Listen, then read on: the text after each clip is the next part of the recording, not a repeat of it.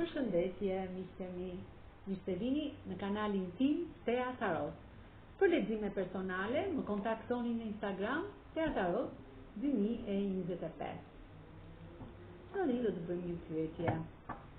Dikush të fshet të vërtetën, nuk ta thot. Kush është ky person që të fshet të vërtetën dhe nuk ta thot? Do ta zbulojmë me gërmat dhe me shenjat e horoskopit. Pra, kush është ky person që të fshet të vërtetën? Dhe vërteta e tij është kjo e shkuar. Pra, ky person ta fshet të shkuar. Do ta largoj nga jeta e tij këtë të shkuarën e tij.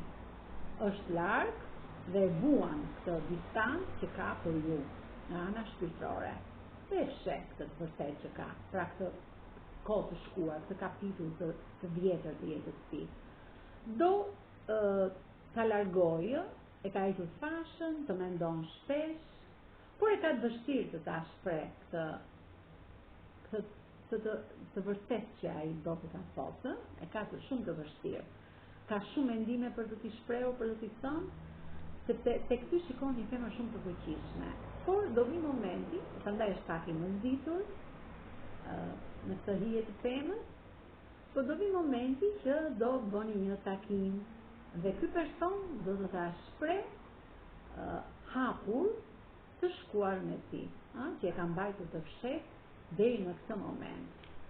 Angjëlli i tij mbrojtës është një person shumë i drejtë, e mbron në rrugtimin e jetës së tij.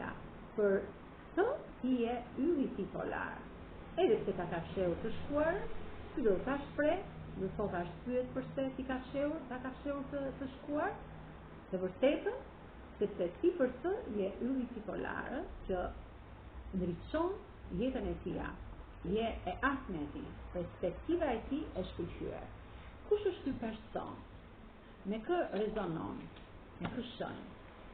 Me peshoren, me gaforen, me peshqit, me demin, me luanin, me shigjetarin, me brisjapin, binjakët dhe me bigjëreshën. Kurse me gërmat e alfabetit, të emrit, të emrit apo të vendit, qytetit ku ju jetoni, mund të rezonoj me gërmën L, gërmën Q, po i marr grup, me gërmën Y, R, F, H, G, Ñ, O, Zh, E, T. Me gërmën Sh, U, H, D, Gj, E dhe me gërmën Q. Faleminderit shumë, miqtë mi.